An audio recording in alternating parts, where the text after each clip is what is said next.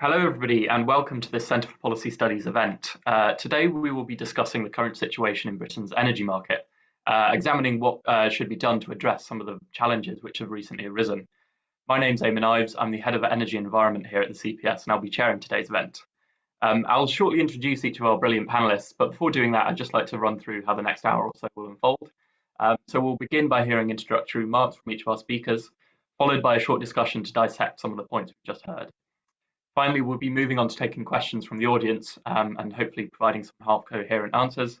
So if you'd like to submit a question for us to discuss, please do that using the Q&A function. You can submit your questions anytime you like, so feel free to get them in whenever. You don't have to wait till the end, and the sooner you get them in, the better it becomes for me as a chair, so please do that. Before getting onto all of that, however, I'd just like to give some brief context to set the scene for today's discussion. So I think it's fair to say that the energy market has been hit by a huge amount of turbulence lately, the like of which we haven't seen for a very long time indeed. Gas and electricity prices have been steadily rising since around about the springtime, with especially recent rapidly rising prices from August and September. This has seen energy bills increase for both households and businesses, and it's also caused widespread disruption and strain in the energy sector itself. So since around about August, I think some 4 million households have seen their suppliers go under, with a total of 28 going bust this year. As a result, the government has had to step in and put billions of pounds aside to try and smooth things out. And while the news coverage might have died down a little bit lately, the underlying issues remain very real. There's good reason to think that they could get even worse next year too. So clearly something needs to be done, and the question now is what? Well, I hope each of my panelists will be able to have some pearls of wisdom on that front, so I'll begin introducing them now. So first up, we have John Penrose, who has been the Member of Parliament for Weston-super-Mare since 2005. John has held a range of positions in government, and earlier this year presented an independent report to government about how to strengthen competition across various markets, not least the energy market. He's one of Parliament's brightest thinkers and an all-round nice guy. So John, if you'd like to come in and give us your introductory remarks, please go right ahead. Eamon, that's very kind and a very kind introduction as well. Yeah, you are absolutely right in your sort of scene setting about where we are in the energy market. We had dozens of different competitors. We're now, I think, down to still a very respectable number, but a fraction of the previous set of figures. And there's just been a huge consolidation going on, and that consolidation will be quite expensive for not just shareholders, but also for customers too, because eventually quite a lot of those bills are going to get passed on through, and potentially for taxpayers too, because the taxpayers are currently on the hook for the customers of bulb energy, which has effectively been, I devoutly hope, temporarily nationalised. So what do we do next? Well, I think there are a couple of things that we need to start off with. One is the point that the energy price cap, which I and every other MP had a hand in setting up, is not doing what it was supposed to do, or that it is doing something which it isn't supposed to do. And the thing it's not doing, the thing which it's supposed to do, is it's supposed to protect people from a loyalty penalty, from being surreptitiously and clandestinely charged more and more and more if you are failing to switch, and if you just roll over your contract, and if you are a loyal customer. And it was originally introduced specifically to wipe out the loyalty penalty in the energy market. And the trouble is that if you look back at what's happened to the loyalty penalty, i.e. the difference between the default tariff and the sort of best in market tariffs, the competitive switching market tariffs, up until a couple of months ago, when things started to go truly doolally, broadly speaking, the loyalty penalty was pretty much unchanged after the cap as it was before. And the reason for that is that we introduced an absolute cap, i.e. we asked the clever people at Ofgem to go off and pick a number, and they pick a number every 6 months. And surprisingly enough, or unsurprisingly enough, they are no better at that. Well, they're probably better at it than most of the rest of us, but they're still not perfect or anywhere close to it. And nobody can predict the international price of gas, even 2 days in advance, let alone 2 months or 6 months in advance. And so therefore they haven't been very effective at that, in spite of their best efforts and their best intentions. But the thing which the cap is doing, which it wasn't intended to do, is it is actually protecting people against the very, very rare occasion that we currently find ourselves in, which is the huge spike in international wholesale gas prices that's happened in the course of the last few months.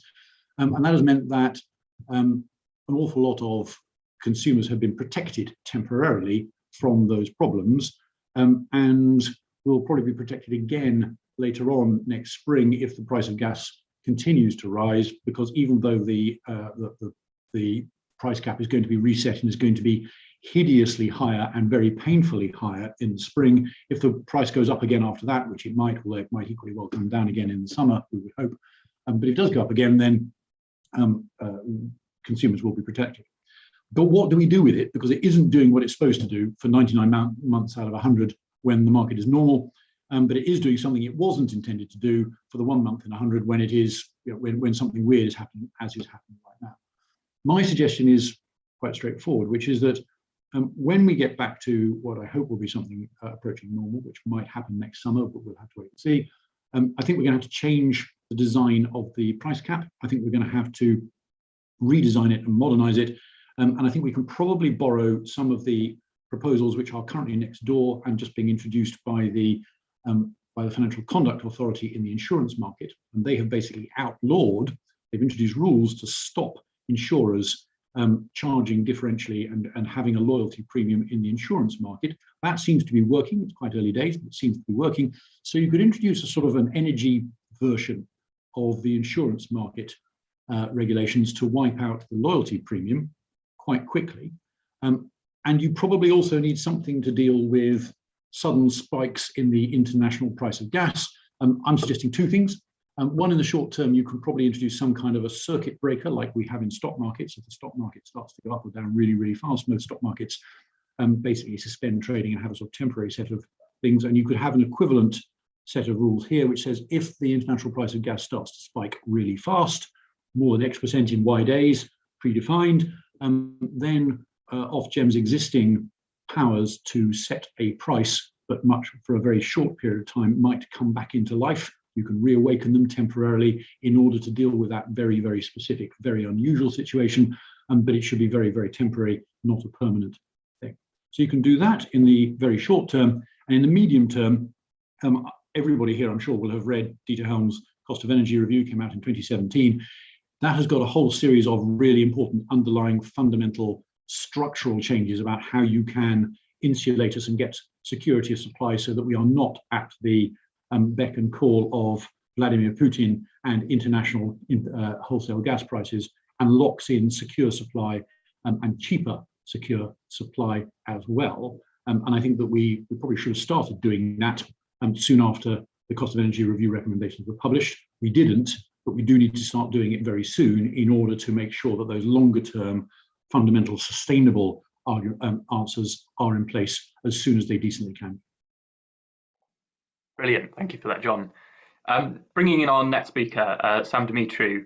Sam is the research director at the Entrepeneurs Network, another excellent think tank, and he formerly worked for the Adam Smith Institute, which is another excellent think tank as well. He's written a lot about the energy price cap in the past, so I'd be very keen to get his thoughts on how he thinks that fits into this whole debate, and maybe riffing on some of the things that John's just said. But Sam, I won't preempt your remarks any more than I need to, so if you'd like to come in and let us know what you think. Sure. So I'll try to avoid stepping on anyone's toes here, because I think there's probably going to be a lot of agreement about what needs to be done with the energy market. I think most people will agree that we need to bring on more renewables onto the grid. We need to build more nuclear plants, where possible extend the lives of the existing ones. We need to come up with better ways of managing flexibility, whether that's through storage or hydrogen. I want to focus primarily on the retail market. So in 2017, when the price cap came in, and before when the initial debate around the price cap first arose, there was a sort of hidden assumption. The idea was that electricity is a commodity. A megawatt is a megawatt is a megawatt, no matter who provides it or when it's provided. There's maybe some room for differentiation in customer service, but fundamentally, the only reason to switch is cost. It was the idea behind automated switching services. It was the idea behind simpler tariffs. It's why so many people ended up switching to Afro Energy. Now, in theory, price caps were meant to protect consumers and force inefficient suppliers to drive down costs. I I think in retrospect, policymakers overestimated the slack in the sector, and this has exacerbated some of the problems we're seeing now. It's worth remembering that the CMA's initial estimate of the £1.4 billion worth of consumer harm was not actually referring to cost savings consumers would see if they switched from SVTs to cheaper fixed rate tariffs. It wasn't the loyalty penalty. Rather, they were referring to firms reducing costs to consumers through increased efficiency driven by market competition. The idea was that if you capped prices, companies would start competing harder and that they would eliminate a lot of the slack in the sector. I think probably what we've seen is that there was less slack than we previously thought. And a lot of the companies that appeared to have a big advantage actually had trading strategies that were not sustainable. Now, I think there was a political economy risk in the price cap. It was unrealistic to assume that in an energy crisis, policymakers would allow the cap to rise to ensure that it was at the very least profitable to take on new customers at the price cap level. So as a result, we have seen failures, we have seen survivors unwilling to take on new customers. I suspect we'll be feeling the impact of this consolidation for a long time. Now, I'm not too worried about the too good to be true fixed tariffs failing, but I am concerned about the impact on innovation, because I think while energy might have been a commodity in the past, I don't think that reflects the present for many of us, and I definitely don't think it reflects the future. We're moving to a scenario where energy is more of a service than a commodity. Smart meters have enabled half-hourly settlement. Smart home devices allow consumers to plan their energy use and shift it around the day. Smart tariffs combine these technologies to shift energy demand. I'm a big fan of Octopus's Agile tariff, for instance, where you can save money by shifting when you cook dinner, heat your water, or even charge your car, and where you can even gain money by feeding back onto the grid at peak times. It sounds complicated, but apps and APIs are making it a simple process for many households. If we can increase the number of people using these sorts of tariffs, then it will help us manage intermittency, shifting demand to when the wind's blowing, and reducing it when it's not. As a result, we can bring more renewables onto the grid, drive down costs, and drive down emissions. We can also increase the incentive to adopt technologies like electric vehicles. Price caps implemented properly may have some rationale in a market where a megawatt is a megawatt is a megawatt, but that's not the world we need to move to. Price caps were meant to be a temporary intervention, but there's no end in sight. This is a problem as we're risking slowing these necessary market shifts. The future of the retail energy market is one where energy suppliers are negotiating with car makers and smart home providers. It's one that's technologically very different. To quote an XPM, we have analog regulation in a digital age. If we're going to cut costs, keep the lights on and get to net zero, then that will need to change. Thanks. Thank you, Sam. Again, lots of interesting points to pick up on there in our discussion afterwards. Before introducing our third speaker, I'd just like to remind anyone who's watching that we will be taking questions from the audience later. So you're encouraged to get those in, get them in now. If there's anything you'd like to react to, which John or Sam might have said, please don't hesitate to drop your comments or queries into the Q&A box at the bottom of your screens. Now, our audience might know that the CPS was a think tank set up by one brilliant former Prime Minister, and our next guest comes from another think tank set up by another fantastic former Prime Minister. Tim Lord is the Senior Fellow at the Tony Blair Institute for Global Change, where he covers net zero policy. Tim previously worked in the Department for Business, Energy and Industrial Strategy and has published some first-rate work on energy and climate policy in recent months. So Tim, please illuminate us with your thoughts on the current situation. Thanks, Eamon, and yeah, it's a pleasure to be here. I mean, the first thing I'd say, having been in government, as you say, for some years, this is a pretty tricky situation for the government and the regulator. You do your stress tests about what the world's going to look like in different scenarios, but I think the level of price spike and the sustained nature of that price spike we've seen is always going to be a very tricky thing to handle, and the market is not going to be unaffected by it. Having said that, I think we talk about an energy crisis, but I think it's worth thinking about the kind of phases of that crisis and what a sensible response might look like. Because if we think about the short term, consumers have seen a bill increase, or most consumers have seen a bill increase. In some cases, that's been significant, but actually the price cap, as others have said, meant that most have been largely protected from that. And actually the crisis we've got at the moment is basically for suppliers more than it's for customers. So you've seen about half the suppliers we had in the market 6 months ago have gone bust in terms of market share. It's kind of the equivalent of losing Waitrose and Aldi from the supermarket sector. So, pretty big stuff. But the supply of last resort process has just about been working. We've used a special administration for bulk customers. Everyone's continued to have supply. So while it's been difficult, in some ways we've been kind of insulated from the worst effects of it. I think the much bigger thing for me is the kind of medium-term issue, by which I mean next spring when the price cap rises, because I think consumers are going to see a kind of quadruple whammy. Because first of all, we're going to see the price cap go up by, I think most people estimate about 30 to 40%. But if we think about that as a year-on-year rise, that means a household with average energy use who's been on the price cap throughout is going to see a rise of about £650 or £50 a month. And even worse, if you were on a fixed price tariff that's now expired, this is close to my heart because this is exactly what's happened to me. And while I don't think government policy should be designed around people from think tanks in South East London, this is also the case for millions of other people as well. On a good fixed price deal, which expires, you then end up on the price cap in April, you're going to see a rise of more like £900, so a doubling of the bill in a year. And that's just for average energy users. If you use, say, 50% more than the average, you've got a big family, you're in a poorly insulated home, that rise could be more like £1,300 a year, £100 a month or more.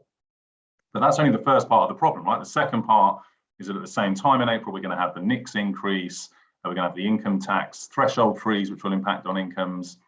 Thirdly, we're going to have much wider inflation issues, as we're already experiencing, partly driven by energy, but also by other factors. And fourth, for all the talk of a kind of high wage, high skills economy, the evidence that we're seeing, including today on labour markets, is that wages are stagnant other than in a limited number of kind of shortage occupations. So that is a really, really big set of issues. And it doesn't seem to me credible that government can just kind of let that happen without stepping in.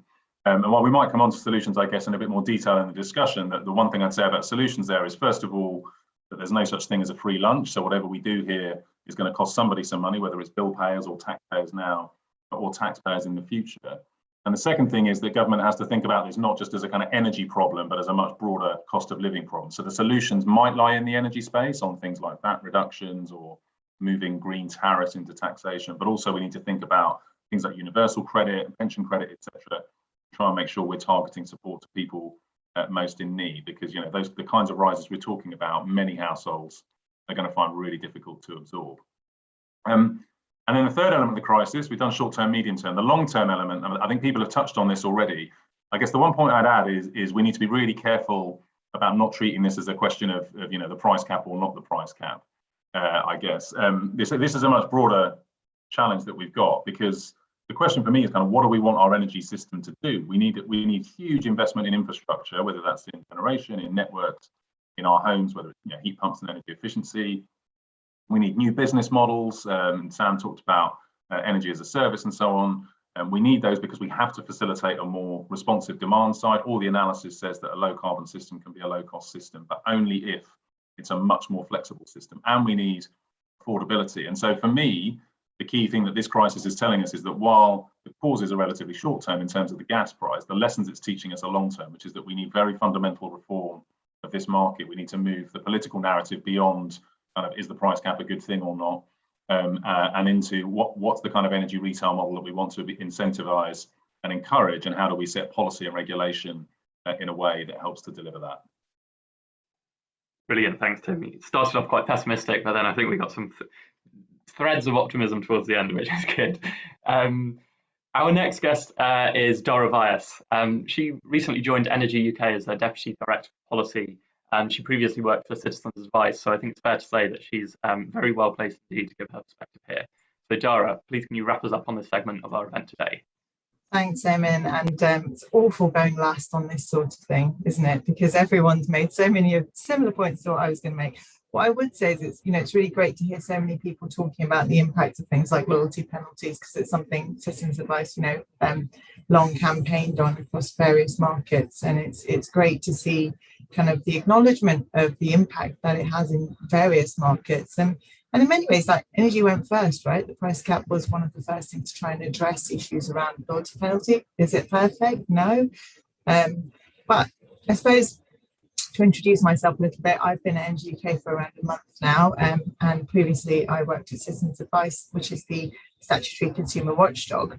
I guess there's three main things I'd like to raise before we get into the depths of the main discussion, and I'll do my best not to repeat anything anyone said, or at least add a slightly different take to some of the things people have said.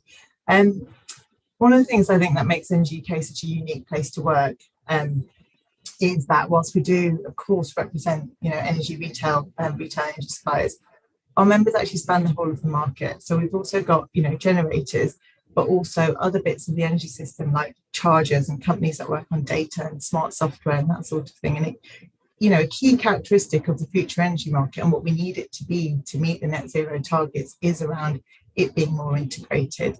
And I think the missing piece for quite a lot of time has been a lack of the right conditions to really drive forward the circumstances we need to have a thriving, innovative, sustainable retail energy market.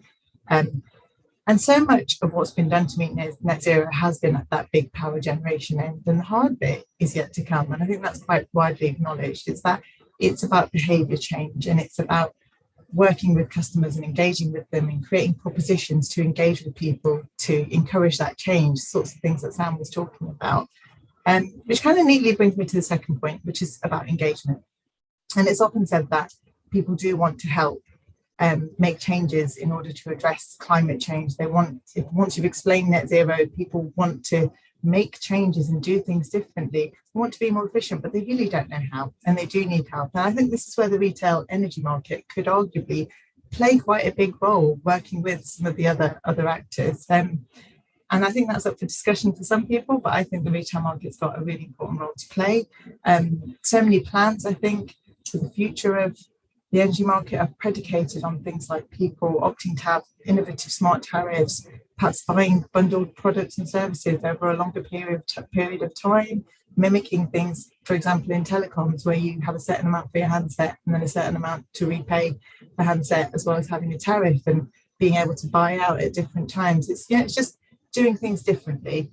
And it's going to be essential to make sure consumer protections evolve, obviously, to meet the challenge. But the crucial thing is it is just about more than just switching in this market. That's what we need it to be. So that's a bit of an eye to what we need once we're through this period. But I think it's really important to end on some of the points that other people have already made. But the main issue of today is, people are going to need an awful lot of support when the price cap increases this spring. And it's really important to recognise that it's going to continue to have an impact on prices long after the wholesale prices come down, actually, because the cost of supply failure needs to be met. I think it's really important that government and Ofgem work closely to reduce the impact on customer bills, to reevaluate how the cost of supply failure will be paid, and also to reform regulations so the retail market can get on with that really crucial job of delivering net zero.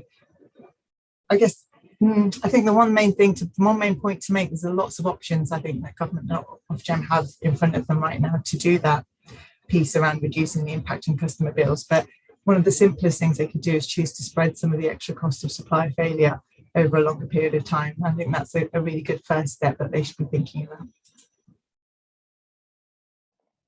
Wonderful, thank you there, Dhara. So I think we've heard some extremely interesting things from our panelists so far, and for the next 10 or 15 minutes, I'd like to just spend some time expanding on some of the points raised.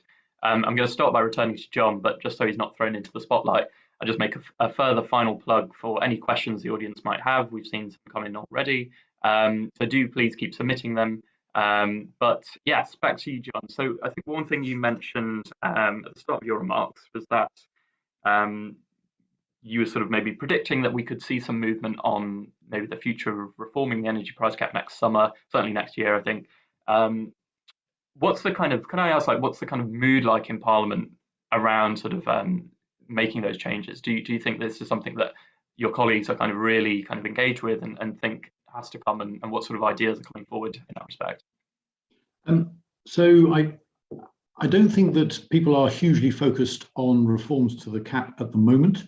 And that's just simply because at the moment, because the cap is accidentally but quite effectively protecting quite a lot of customers in the very short term from the full pain of the price rises, that I don't think there's a vast amount of worry about that. They're more concerned, as I think Tim Lord was saying, about the impact on suppliers and that side of the argument.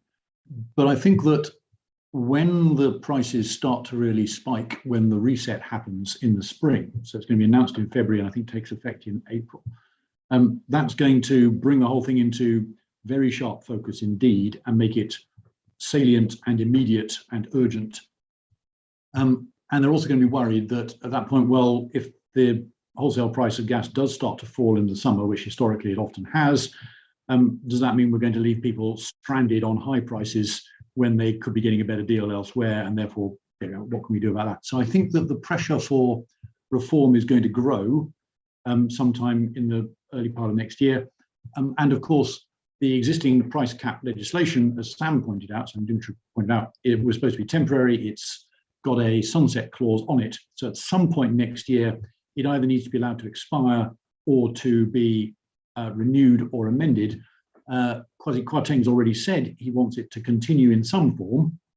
So it won't be allowed to expire. The question is, how can we actually make sure that it does a rather better job? Because at the moment, we are getting the worst of both worlds, because it isn't dealing with the loyalty penalty. Come the spring, it won't have protected people from very high prices, even though it would have done so temporarily. And it will also have led to an awful lot of businesses leaving the market. So it looks like a triple whammy. I don't think people are going to be terribly happy with it by then. And so I don't know whether I can ask you sort of personally, you think this will be something that you're going to be campaigning on moving forwards? And the short answer is yes, because for me, this is unfinished business. When we originally put the price cap in, I was arguing for a relative cap, not the absolute cap that we ended up with. I said we're making a hideous mistake. But the absolute cap was what Parliament was minded to go with, and so I, in the end, had to go along with it. And yeah, we can't afford to make the same mistake again 3 years later when the situation is already worse.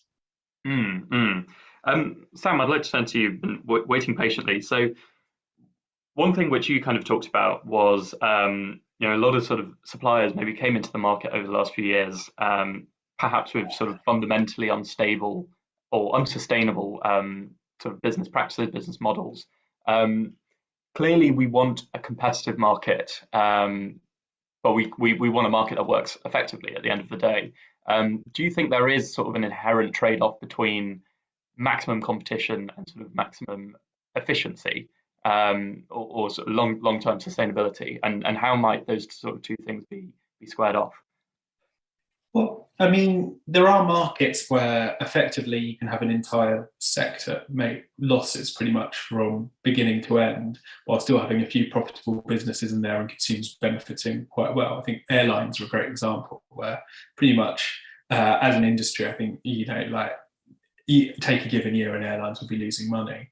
So you can have sectors that I think the problem with the energy sector is effectively that if you fail, someone else has to provide the services that you were promising. Now, in a normal time without a price cap, that wouldn't be a huge problem because your standard variable tariff will ideally be profitable, so you can just take on those extra customers.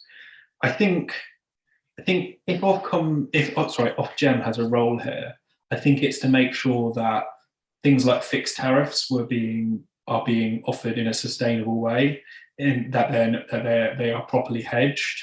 I think ultimately we're going to have to be moving to a market where what we actually want are kind of less competition in terms of lots and lots of suppliers, but more competition in the sort of contestable dynamic sense you see in other markets like tech, where potentially there could be quite large profits in the short to medium term for a business who offers something that's fundamentally quite different. So if you're the first energy supplier who maybe you merged with Tesla or something, and you're not just offering energy, but you're also offering a car, and maybe you're also offering heat pumps and batteries, and that supplier might be able to make 10-15% profit margins. I think that would actually be quite a good thing for the market. So I think we need to look at the market in a way where it's not just that sort of textbook Econ 101 perfect competition model where everyone's just eking out a really, really thin profit. I think actually we need those sort of big leap forward, this sort of Schumpeterian innovation and that kind of competition instead. Tim, can I kind of bring you in on that point? the sort of Sam's kind of touching on, I think something you were kind of mentioning about kind of energy as a service and how it integrates with sort of, I think, what we see as the future economy in terms of EVs, heat pumps, other sort of battery storage, things like that, flexibility. How sort of viable do you think that is? Can I just kind of get your thoughts on that, and how do you think those sorts of markets could emerge, and maybe what government could do to help them emerge? Yeah, so I mean, first of all, I guess it goes back to the point I made before, which is the price cap's clearly important, but I worry about this becoming a reductive conversation about it, in the sense that there's a load of cost that's gone into the system, and the way that the price cap's set up means that we're protected from it now, and we're going to face it later. Now, if we didn't have the price cap, we'd be facing more of it now. This crisis would feel more like a crisis for consumers right now, but you wouldn't have the jump in April. I'm not sure whether that's a better world or a worse world. What I would say is that one of the implications of the price cap has been it's very hard for people to make money in this sector. And actually, people bash energy companies a lot, and sometimes with good reason. If you look at the profitability of the key suppliers, their profitability has gone off a cliff in the last few years. No one's really making any money.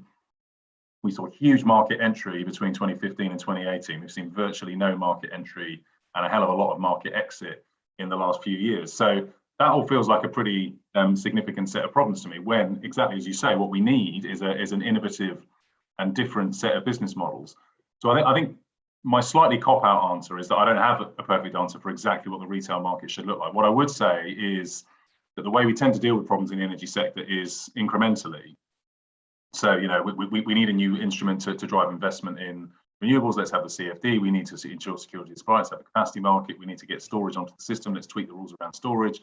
We're worried about competitiveness in the market, in the retail market. Let's have a price cap. What we're not doing traditionally is looking across the piece at what kind of system do we want, how do we get there, and what role does generation, networks, and retail have to play in delivering that. And for me, government and Ofgem need to be leading that conversation about actually what do we want our market to do, not just in 6 to 12 months, but in 5 to 10 years, and how do we get there? What is the right balance between minimizing supplier failure versus encouraging the kind of innovative energy as a service business models that we need? And I think there are quite a lot of ideas out there, but we actually need to be having that conversation across the sector and with the public in a much more structured way. The one other point I briefly make is that we need to think really hard as well about the fairness of that transition, because when we think about the net zero house of the future, and if you just Google it, you will see a 4-bedroom house with a driveway and solar panels on the roof. And that kind of scenario, you can have really flexible energy usage. You can charge your car when energy's cheap. You can sell it back to the grid when it's expensive. You might get paid to charge your car. If you haven't got a driveway, or you haven't got solar panels on the roof, or even your own roof because you're in a block of flats or whatever, you can't be flexible about how, when you're using energy, then the accessibility of that more flexible system is much more challenging. So for me, we really need government and Ofgem to be moving away from just looking at the kind of short and medium term issues, important as they are, and thinking much more about the kind of market we want and what fundamental reform might look like to achieve it. Yeah, no, I think a lot of very apt points there. Dhara, can I bring you back in, and maybe sort of touching on what we kind of asked Sam earlier, that the sort of the energy market, how it emerged over the last couple of years. We got a lot of kind of new, maybe nimble players who are maybe not run as scrutably as we might have wanted. A lot of people I've seen recently kind of likening this current situation to kind of the post-2008 financial world, where obviously kind of regulation came in to make sure that banks were hopefully better run, certain regulations put on them. Do you think anything like that is kind of needed going forwards now in response to this? Yeah, I absolutely do think actually that regulation needs to change quite significantly in the retail supply market. I don't think it's an easy challenge. I think it's a couple of things. When Sam was talking, one of the things that struck me, and Tim touched on this, is fairness, because actually we're never going to have a perfectly competitive market. And the reason is because it's an essential service, right? You don't actually get, it's very hard, I think, for people to opt out of using electricity and often gas to kind of use on the gas network. But so it's not, it's an essential service, and people do need to be protected, because you do need to be able to cook, switch the lights on, keep warm, things like that. So it's a really tricky nut to crack. I think that there's some really clear failures in the regulatory space. I'm sure most people here have seen Systems Advice report out the other week around issues and where Ofgem could have been doing things differently, and fundamentally also where over the years Ofgem was warned about concerns, and that was from across a whole suite of different players, including industry and consumer groups and others, you know, because the concerns were there. They were apparent. They were apparent when certain companies were perhaps really unaware of what their supply license obligations were. There's no, you know, financial checks on market entry. It's very easy to get a supply license, and that meant that customers weren't always treated in the best way quite early on. So it's almost, you could argue that almost this is inevitable. But what I don't think we should do is I don't think we should rush into huge changes to the way that the market's regulated. I think an awful lot of work has been done, and BEIS and Ofgem need to be able to get to the right position to kind of build on what's been done and take a look at the entire system, because actually treating bits of the energy system separately it doesn't have the best effect for consumers ultimately. So I think that, and there's one other point I'd make, is that I think a lot of issues to do with the regulated market, as we're talking about the future and considering regulation for the future, we also have to think about parts of the market that actually aren't regulated, and the different areas and actors and technology that actually sits outside of energy regulation right now, and how that interacts with the regulated energy market. Because when you're a consumer, trying to unpick all that when things go wrong, or understanding what you're paying for from whom, is just going to be really important actually as things become more integrated. Thank you very much for that, Dhara. John, I'd just like to make one sort of final question before we shift on to the audience ones. Very at the end of your remarks, I think you mentioned the Helm review. Do you want to kind of just give a little bit of background for people watching, and maybe some of the key points that you had in mind when you were talking about that in your remarks? I think it came out in 2017, did it? So it's been a little bit of a time, but are there sort of any kernels of things in that review that you think the government really should be moving forward with right now? Yes, I mean, I will probably mangle Professor Helm's full majesty of his recommendations, which are very closely worked. But for the purposes of our conversation here, I think there are a couple of things that spring immediately to mind.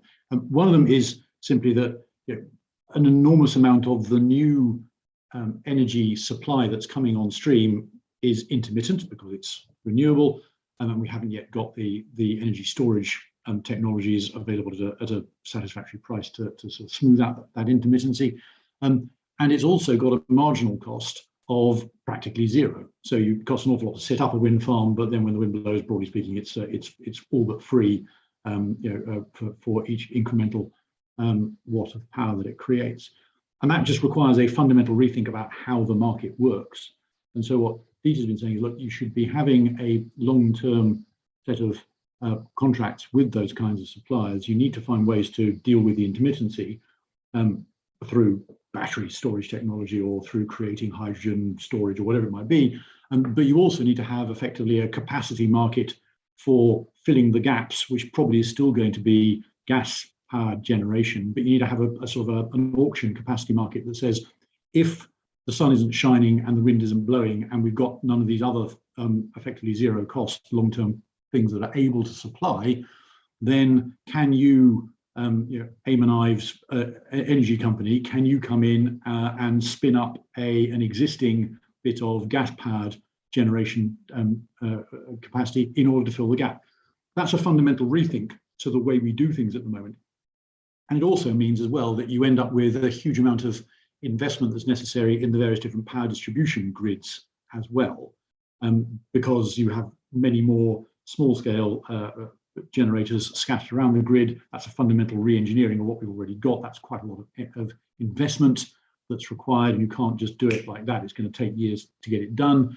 And so there's a lot of new technologies and new investments and installation of old technologies, but just need to be installed on existing networks, that has got to take place as well. So the whole range of things, quite a lot of it won't happen immediately, and that's why we should have started 2 or 3 years ago, but we didn't. So we've got to start now in order to try and deal with some of that stuff. It does mean ultimately that you are progressively less and less and less reliant on the wholesale spot price of gas, and therefore you have greater degrees of energy self-sufficiency and energy security, and you're less at the mercy of President Putin or anyone else. Thanks, and I'd quite like to pick up on the sort of security point perhaps later on. But as I said, we'll move on to some of the questions and comments we've had in from the audience, and I think Jennifer had hers in first, so it only makes sense to go with her. And perhaps pitching this at Tim. So she asks, does anyone have a view on what might need to happen locally to deliver net zero and a more flexible system? Thinking about things like EVs, heat pumps, and locational pricing. I'd be quite interested, particularly on that last one, Tim, if you've got any thoughts there. Yeah, so I think it's a really important point and a really good question. When we thought about decarbonisation, we thought about it sectorally. So what do you do in power? What do you do in transport? What do you do in heat? What do you do in industry? Etc. But obviously, one of the challenges of net zero is all of those things become interlinked as we electrify our transport and our heating, as we produce hydrogen with industry, all those kinds of things. But at the moment, we're not very good about thinking about that in a kind of systemic way. The second problem we've got is that our data on what local energy systems look like now, let alone what they're going to need to look like in the future, is really bad. I can go on Google Maps and I can go to within kind of, square meter of every visible piece of land anywhere near my house. But no one really has a very good understanding about different elements of the energy system and how they fit together. And so I think a couple of things on that. One is that we just need to have better data. We need better data at household level. I got an EPC recently. It's worse than useless in terms of telling me how I might, for example, transition my home to net zero. Secondly, we need a much better understanding about which kinds of solutions are going to work in which places. So, if you live 10 meters from the end of a heat network, or where they're be producing hydrogen in the near future, you probably shouldn't be getting a heat pump. But how on earth would you know that at the moment? So I think we need much better data around that, because that will enable consumers and households to plan, but it'll also enable companies to plan. I also do think we need stronger market signals, and John was talking about some of the things that Dieter was saying. I think we have achieved a lot in the energy market, but we haven't achieved good locational signals of where to build capacity, where to build storage, etc. And I think we do need sharper locational signals, and I think we do need to stop thinking about this purely as a kind of national market. In doing that, and this is not an easy thing to do, we do need to make sure, again, we're thinking about the kind of fairness points as well. Not least because if public polling shows anything, it's that UK consumers hate nothing more than a kind of sense of a postcode lottery. So we need to be very careful about people, because of where they live, facing very high costs because their distribution network operator hasn't put in place the kind of capacity that you might need for a village to convert to heat pumps or whatever it might be. But I do think at the moment we don't have the right set of incentives and market signals to be building a system that's efficient for net zero. Eamon, can I come in on that? Please do. I'm so glad Tim mentioned fairness and postcode lottery, because it's one of I hate the phrase, but it really bothers people. And the thing with local area energy, I think, is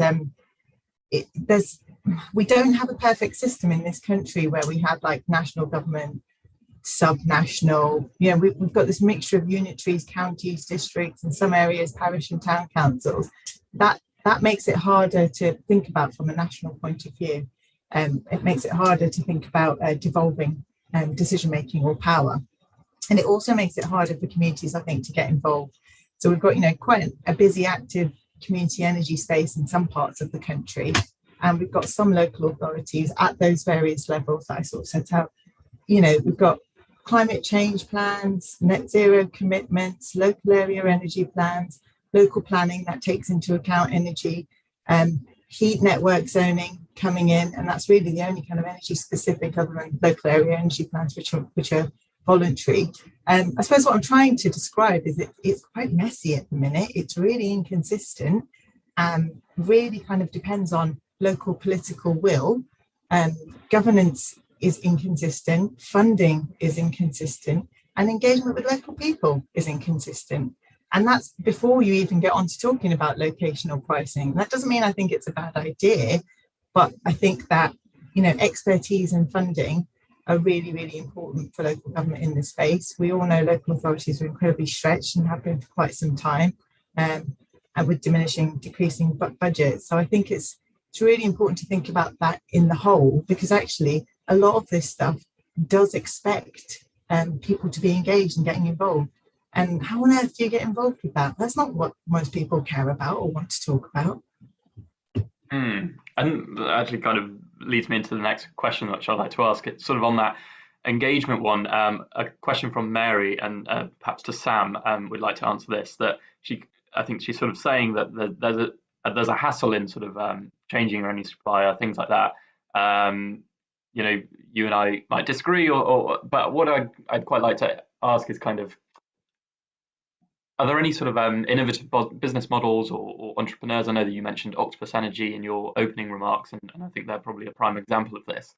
Are there any sort of reason for optimism that actually sort of this switching will become easier and could become even easier as sort of new digital businesses come involved and get involved in the energy market?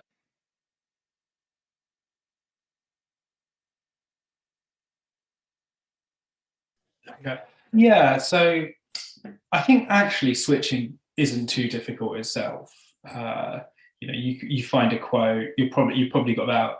I mean, if you were anyone like any of my friends, you probably about 12 emails from your friends telling you to switch to bulb and get 50 quid.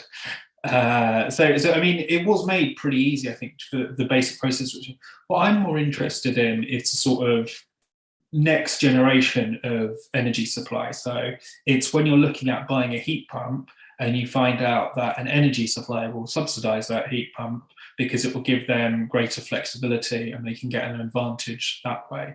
I almost, you want kind of the opposite situation where instead of like a few clicks you can change suppliers, maybe it's you're signing a 5-year contract but you're also getting a bit of kit at the same time. That's what I'm kind of interested in at the moment. I just wanted to come back on the point about you know, the problem of the postcode lottery and that sort of thing. I think if you look at the history of the retail energy market, actually we had quite a big postcode lottery originally, because you had the situation where you had the regional electricity suppliers and you could compete against the incumbents, and what you had effectively was people offering different prices in different areas. Ofgem were a bit concerned about that. They brought in the non-discrimination condition designed to reduce that postcode lottery. But I think what actually happened was basically consumers ended up worse off and profit margins rose. So there is always a drawback where you can sort of have a kind of leveling down approach rather than a leveling up approach. So instead of making sure everywhere has a nice local heat network and everyone has those all these other things, you can actually end up with these things where you equalize it, but actually no one's better off. So I think that's always something we've got to guard against. Thanks for that, Sam, and hopefully that answers the question, Mary. John, let's put this one to you. So, question from Elizabeth, and you know we've turned our artillery on the energy companies quite a lot today. But to what extent do Ofgem need to be held accountable for some of the mistakes and missed opportunities to maybe regulate the sector, investigate the sector? Do you think actually they kind of need to have a look at themselves, or maybe it's something they need to be empowered to do a bit more going forward? I think that Parliament has asked Ofgem to do some things which are fundamentally impossible. One of them is pick a number once every 6 months and expect it to represent anything like good value or to get rid of loyalty penalties. So I don't think we should be too upset with them for failing to deliver on an impossible challenge in the first place for that. And I think it's people in Parliament who need to take a long, hard look at themselves in the mirror for that one. But yes, there are some other things which, with the benefit of hindsight, Ofgem probably did need to do better. And for example, people are pointing at the levels of return made by some of the energy distribution networks, and some of those are higher than the total amount of return made by the FTSE on average. And these are supposed to be boring, dull, predictable utilities which have low risk and therefore lower than average returns, and yet there they are. So I think that there are some quite serious issues, yes, which Ofgem needs to do better on in future, and also again back to Parliament and back to ministers. Parliament needs to reset the terms of this market, because what we've got, to Tim Lord's point earlier on, is successive incremental layers of tinkering And the problem with it is that what we've ended up with is a market which is just basically knackered. And it needs I would argue, a much more fundamental look in order to get rid of the successive and often counteracting layers of interference, so that what's going to need to be a very rapid period of change and lots of investment can happen without it being slowed down by a bunch of rules that often contradict and usually create slowness and lack of nimbleness, and just make the whole thing a whole lot harder. So a fundamental reset is required. Thanks for that, John. A question in from John Burt, who asks, what is the regulatory framework which will incentivize the long-term development of our energy system? Obviously, we need an energy system which is decarbonising, probably need to be generating a lot more electricity in the next few years and decades. But other things around sort of infrastructure upgrades for accommodating for EVs. And John finishes his question by asking, can this huge investment simply be funded by the consumer? I don't know if any of my panelists want to jump in on that, or whether I have to cruelly pick on anyone. Tim, and then maybe John after. Yeah, sure. So I think just on the investment point, I think there's two things. One is, when you look across net zero as a whole, people say net zero is very complicated. And in some ways it is very complicated, but basically there's a set of technologies that you're going to need a lot of investment in, and you can have a pretty high level of confidence about what a lot of them are. You're going to need a lot of offshore wind and renewables. You're going to need a lot of nuclear. You're going to need a lot of heat pumps. You're going to need a lot of EVs. You're going to need a lot, et cetera, et cetera. But actually, for very few of those do we have investable business models at the moment. So if you want to buy a heat pump, it will cost you 10 grand and it will buy you a bigger energy bill. And that doesn't have to be the case. That's the product of a number of things, including political choices. Whereas if you want to invest in an offshore wind farm, then you're massively de-risked, and you can buy, and we've seen the really positive consequences of that. We need to be careful about. I think the market does need fundamental reform, but there have been real successes. So the first thing that we need to do is make sure that for the technologies that we need, that we do have sustainable, investable business models for those technologies and for the markets that underpin them, and the kinds of, for example, energy supply models that we've talked about already. The second thing I'd say is, in terms of kind of where should the money come from, I think the taxpayer is going to have to play a role in some of that. I think in a lot of cases you can combine that with private sector investment, and you can taper the level of public sector investment over time. But one thing that I personally find surprising is the government's kind of unwillingness to talk about using borrowing more proactively in this context. We borrowed a lot of money in the last 12 months. We borrowed a lot in the Second World War. We borrowed a lot in various contexts over the last 50, 75, 100 years. This is a transition which is urgent, which is very capital intensive, and where the benefits, both in terms of cost savings and in terms of avoiding runaway climate change, come much later. And it seems to me there is a real debate to be had where the political or economic challenges around investment are particularly acute, that we should be using borrowing a bit more proactively, in a targeted way, but more proactively and at higher volume, to really get some of those changes moving much more quickly. John, did you want to come in as well? Yeah, I wanted to come in partly to react to what Tim was just saying, but partly to say, yeah, ultimately, the question of who pays is going to be either consumers or it's going to be taxpayers. And I think where I would perhaps politely depart from Tim Lord's thesis just then is, we've already got national insurance rises coming in the spring. We've already got increases in the cost of living. I think if you turn around to Rishi Sunak and say, guess what, Rishi, you're going to have to either increase borrowing when you're already hugely borrowed compared to the last 50 years. The government's balance sheet is under unprecedented levels of strain over that period. Or you're going to have to put up taxes even more, because at the moment we're supposed to be a sound money government, and we need to get back to doing that.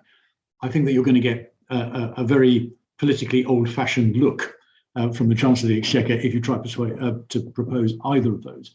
So I think ultimately it's a question that there is no shortage of private sector investment potential out there, but Tim is right that there is a problem with having enough investable projects for that private sector money to come in on, and that I think is a fundamental challenge for us to pick, or to unpick rather. But I would just finish with one further concern about some of the other things that Tim was saying right at the start of his reply just then about we know which technologies will work. Yes, I think Tim is absolutely right to say there are a whole collection of technologies that look very promising at the moment, and some of which are pretty competitive at the moment, and some of which are promising but not yet competitive and might become so with scale, and so forth.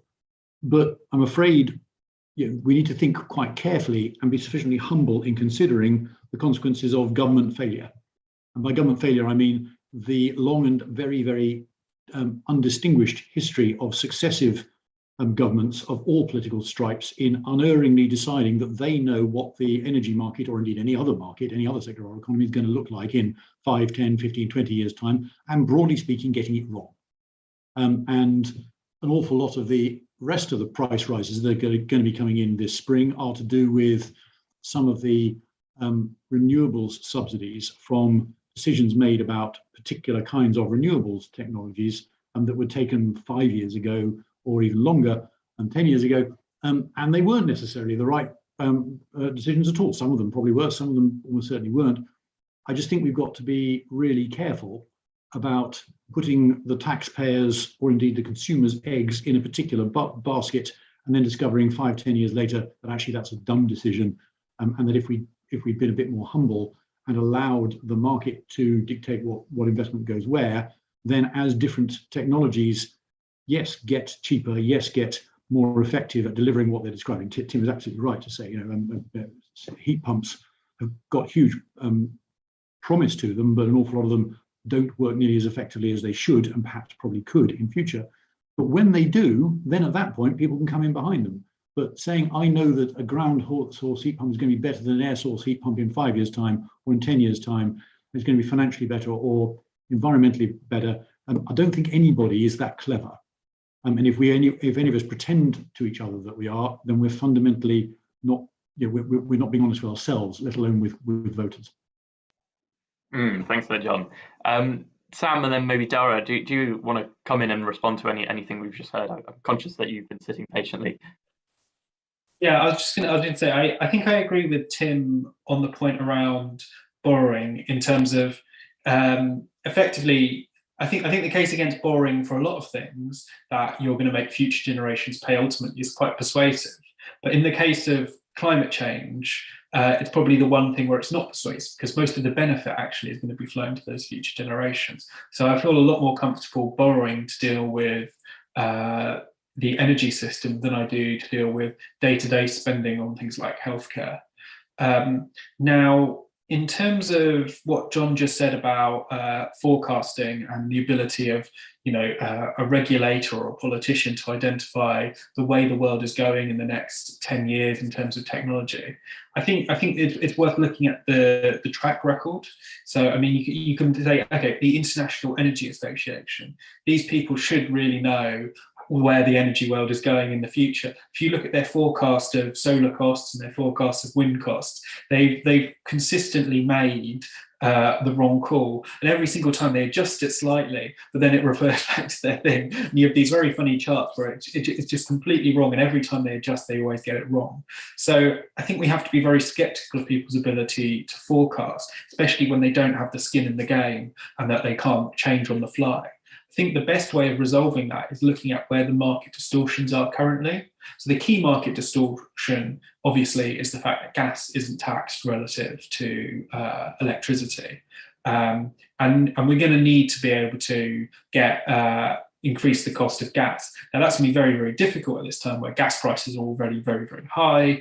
We're already hitting the price cap. I think something like a sort of mini carbon tax dividend scheme where maybe your cost of gas goes up, but you also get a bit of money off your bill in the process, whether or not you're using gas or not, is probably going to be the right way forward. Similarly, we need to look at regulations like energy performance certificates. Eamon has explained very, very carefully and in depth to me how out of touch they are with actually what we care about for net zero. Energy performance certificates are basically saying, this is how much energy your house will use, but that actually biases in favour of gas and away from electricity. So we need to look at those biases within the system and target them, I think, rather than trying to predict which technology is going to be best in 5-10 years' time.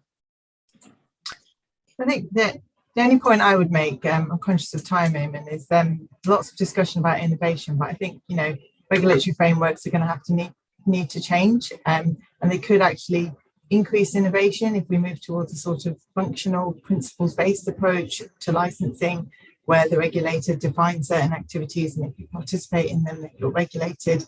And also, and this is my final point, we are going to see markets converge, and actually, I think it's really important government, you know, keeps under review the convergence of different markets and consider kind of findings from the National Infrastructure Commission in this space, because ultimately consumer protection needs to be a lot simpler too. Excellent, thank you, Dhara. And yes, we are up on time. I think we've actually just run slightly over, so I'll keep these concluding remarks quick. But just like to thank all the panelists for their contributions, which have been excellent. I've certainly learnt a lot. Thank you also to the audience for all of your questions, watching on Zoom or YouTube. This is the final event that CPS is holding this year, but I can promise you we will be back in 2022 with more intellectual discussions, I hope.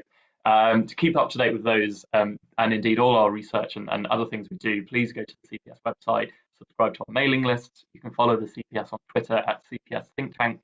You can follow me at Eamon Ives. Again, just like to say an enormous thank you to all my panelists. Have a lovely rest of the day. Get yourself boosted, and if you're celebrating Christmas,